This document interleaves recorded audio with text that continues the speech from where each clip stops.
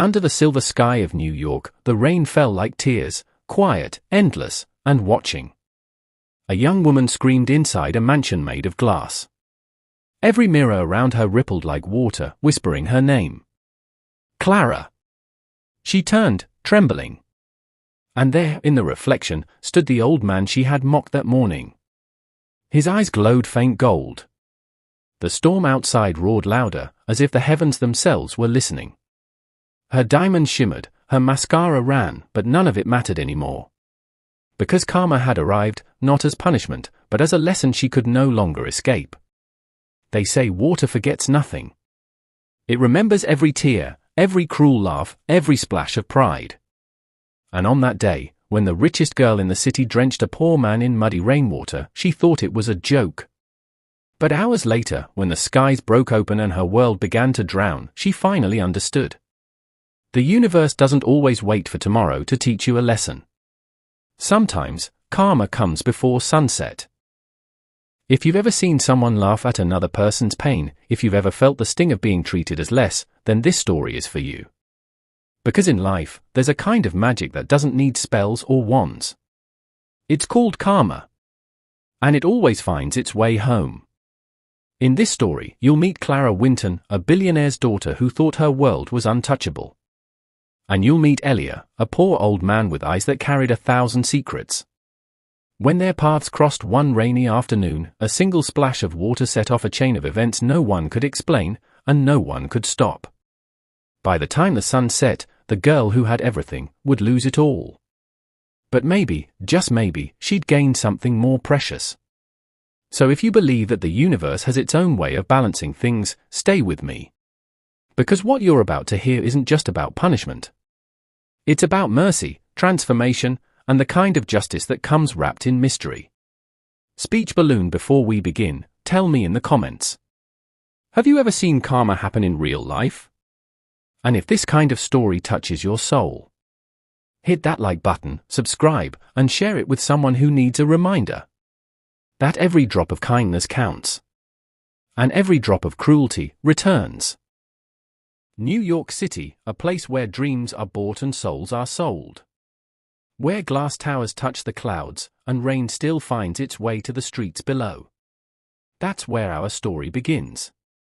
Clara Winton was 24, rich, beautiful, and lost in a world built by her father's empire.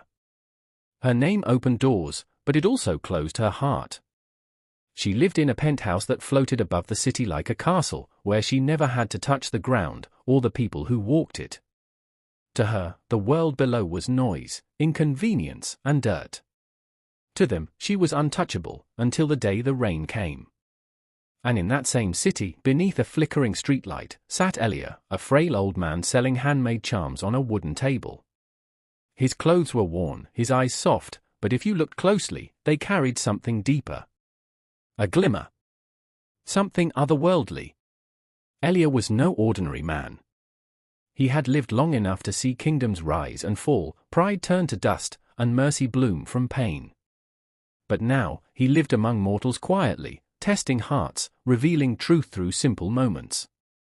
Fate was patient that morning. It waited for their paths to cross. Because sometimes, all it takes is one careless act to awaken the storm that sleeps inside destiny. It was a Monday morning, the kind of day when the city smells like rain and ambition. Clara Winton sat behind the wheel of her pearl-white convertible, the kind of car that turned heads even in traffic. She was late for a charity gala, ironic, because charity was something she'd never truly believed in. The streets were slick, reflecting the sky like shattered glass. She tapped her nails against the steering wheel, impatient, annoyed at everything, the honking cars, the puddles, the people. Then, at the corner of 5th and Bleecker, she saw him. An old man in a soaked brown coat, dragging a cart filled with tiny charms and trinkets. He stepped off the curb just as she pressed the accelerator. The tires sliced through a deep puddle, sending a wave of muddy water splashing across his face and chest. The crowd gasped. Clara laughed. "Watch where you're going, old man," she shouted, rolling up her window. The man wiped his face slowly, his expression calm, too calm. He looked at her car, then at the puddle, and said softly, Water remembers, child. And it always returns. Clara rolled her eyes and sped away, tires screeching against the wet asphalt. But as she drove off, something strange happened. The raindrops on her windshield began to move against the wind, sliding upward, as though the rain itself was watching her go. By evening, the storm had cleared, but something in Clara hadn't. She couldn't shake the image of the old man's eyes. They weren't angry, they were knowing. Like he'd seen her future and pitied it.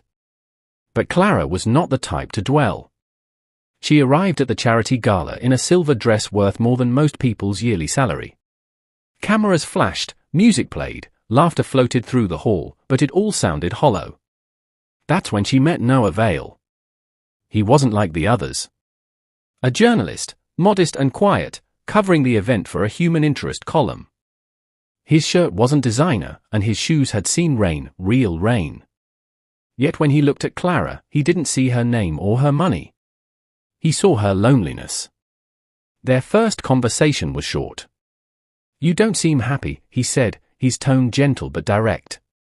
She blinked, offended, then, unexpectedly, smiled. "No one's ever said that to me before." From that night, something shifted. They met again days later, by accident, at a coffee shop. Noah was reading, she was escaping the tabloids. He teased her about her spoiled habits, she teased him about his thrift store clothes. Their laughter felt new, unpolished, real. For the first time, Clara felt seen. Not as a name, but as a person. Weeks turned into months. They walked through Central Park at sunset, shared street food under neon lights, and sometimes just sat in silence, watching rain trickle down glass windows. But something strange lingered around Clara. Mirrors flickered when she passed. Puddles rippled even when it didn't rain. And sometimes, in the reflection of shop windows, she could swear she saw Elia, the old man, watching, not cruelly, but curiously. One night, she told Noah about it. "I keep seeing him. That man from the street. It's like, he's everywhere." Noah chuckled softly. "Maybe it's guilt," he said. But Clara's eyes were serious. "What if it's not?" He reached for her hand. "Then maybe it's a chance to become someone new." She smiled. For the first time in a long while, and whispered, "Maybe I want that." And just like that, love began to cleanse what pride had stained. But fate wasn't finished with her yet. Because karma never ends with kindness. It begins with truth. Love was supposed to save her, but sometimes, love only uncovers what you've tried to hide. It started one evening when Clara's name began to trend online. Someone had posted a video, that video. Her laughing, inside her luxury car, as she drenched an old man in muddy rainwater. The same man everyone in the comments now called the poor vendor of Fifth Street. The internet doesn't forgive easily. Within hours, her face was everywhere, on phones, on headlines, on angry posts calling her heartless. Her father's PR team tried to bury it, but the truth was already viral. At breakfast, her father slammed the newspaper on the table. "Do you have any idea what you've done to this family?" "It was just water," she shouted back. He glared. "Then maybe you need to learn what it feels like to drown." And that day, he cut her off, money, cars, cards, everything. Clara's world crumbled overnight. She called Noah, desperate. He came, of course he did, but something had changed. The lights flickered when she cried. The mirrors in her apartment fogged, even when it wasn't cold. And through the static of her phone, she sometimes heard whispers, like running water calling her name. Noah held her, but fear began to creep into his eyes. "Clara," he whispered, "maybe this is a sign, maybe you need to make things right." She tried. She searched for Elia. But the market where he sold charms was empty. The stall was gone, as though it had never existed. That night, Clara woke up to water dripping from her ceiling. Only it wasn't raining. She followed the sound to her bathroom mirror. The glass rippled. and in its reflection, Elia stood, watching her with calm, unblinking eyes. "You took pride in the storm," he said. "Now the storm takes you."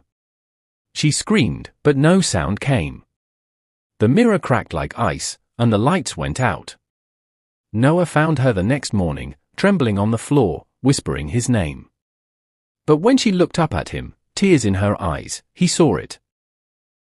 A faint shimmer in her pupils. Like rippling water. Karma had begun its work. The storm began without warning. Dark clouds rolled across the city, swallowing the skyline. Thunder shook the towers, and rain slammed against windows as if the heavens were trying to break through. In her small apartment, Clara sat by the window, clutching a photo of Noah. He hadn't answered her calls in days. The world had turned against her, and honestly, she didn't blame it. She whispered into the storm. "Elia, if you can hear me. I'm sorry." The lights flickered. The room dimmed. And then, from the mirror on her wall, water began to seep through, slowly, deliberately, forming ripples that stretched across the floor. A figure stepped out from within. The old man. Dry. Calm. Timeless. Clara stumbled backward. "Please? I didn't mean to hurt you."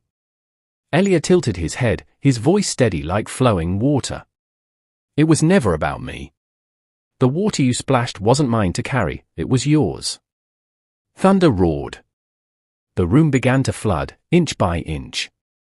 The floor shimmered like a lake, rising to her knees. Clara sobbed. "What do you want from me?" He looked at her, not with anger, but sorrow. Understanding. The walls dissolved into waves. Suddenly, she was standing in the middle of that same street, the one where it all began. The rain poured endlessly. Her car appeared before her, gleaming. And there she was, her old self, sitting inside, laughing as the splash hit the old man. "Stop!" Clara screamed. "Don't do it."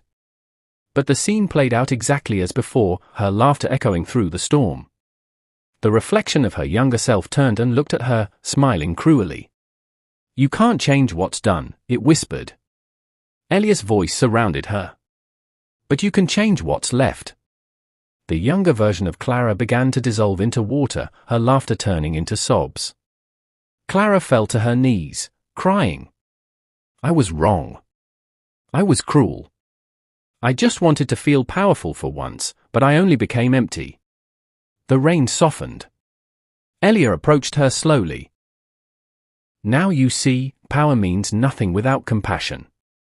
Wealth without kindness is a curse you give yourself." The storm stilled. The water sank back into the ground. And when Clara opened her eyes again, she was lying on the wet pavement, soaked and shivering, but alive. The rain was real now, cold and clean, washing over her like forgiveness. Elia stood across the street beneath a broken umbrella. He gave her one last look, not as a punishment, but as release. "The storm is over, Clara. Don't waste your second sunrise." Lightning flashed, and he was gone. Only the rain remained. And this time, Clara didn't run from it. The morning after the storm, the city was quiet, the kind of quiet that only follows chaos. The streets shimmered under the weak sunlight, puddles reflecting a sky scrubbed clean of anger. Clara walked barefoot down 5th Street.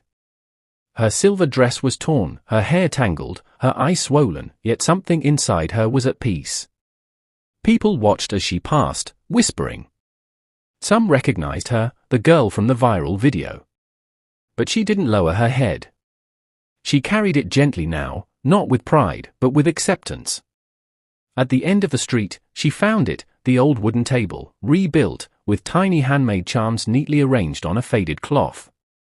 And there, sitting behind it, was Elia. He smiled faintly, his hands folding over each other. "You came back," he said. She nodded. "I came to help." He studied her for a long moment, then pushed a small charm toward her, a droplet-shaped pendant carved from glass. Inside it, a swirl of light moved slowly, like trapped rain. "This is not forgiveness," he said softly. It's a reminder that mercy is a choice you make every day. Clara took the pendant with trembling hands. I understand now, she whispered. I used to think power meant being above others, but real power is being kind when you don't have to be. Elia smiled. Then you've already broken the curse. From that day on, Clara was seen every morning at that market, not buying, but helping. She sold charms with Elia, learned to speak gently, to listen, to kneel when others were tired. Weeks passed. One morning, Elia's stall stood empty. Only a note remained. Water forgets nothing, but mercy cleanses all. Clara clutched the note, looked up to the sky, and smiled through her tears. The rain began again, soft and pure. But this time, she didn't hide. She opened her arms and let it wash over her, whispering, "Thank you." Because this time, the storm didn't drown her. It baptized her. They say water forgets nothing, but maybe that's a gift, not a curse. Because sometimes, it takes remembering to truly change. Clara learned that lesson the hard way. She lost everything that glittered, only to find what truly mattered: compassion, humility, peace. The world didn't suddenly love her again. People still whispered, still judged. But she didn't need their forgiveness anymore because she had forgiven herself. And maybe that's the quiet miracle in all of this. That the same hands once used to hurt can also heal. That the same heart that once overflowed with pride can finally overflow with kindness. Elia was never there to curse her, he was there to teach her. Because karma isn't about revenge. It's about reflection. And the next time it rained, Clara didn't flinch or hide. She simply smiled and whispered, "I remember, and I'm grateful." So the next time you see the rain fall, think of her story. Maybe it's not the water that remembers us. Maybe it's we who are meant to remember what we did and who we can still become.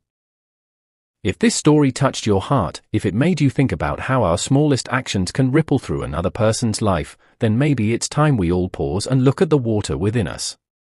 Because somewhere out there, someone might be carrying the weight of our words, our silence, or our pride. And sometimes, the kindest thing we can do is simply to choose understanding instead of ego. Clara's story isn't just about punishment, it's about awakening. It's a reminder that karma doesn't chase us to destroy, it arrives to teach, to cleanse, to rebuild what we broke inside. So, tell me, have you ever experienced your own splash of karma? A moment that humbled you yet healed you too? Share your story in the comments. Let's remind the world that kindness is still powerful, that change is still possible, and that sometimes a single act of grace can save a soul. If you believe in stories that awaken hearts, like, share, and subscribe. Because every story here isn't just told. It's felt.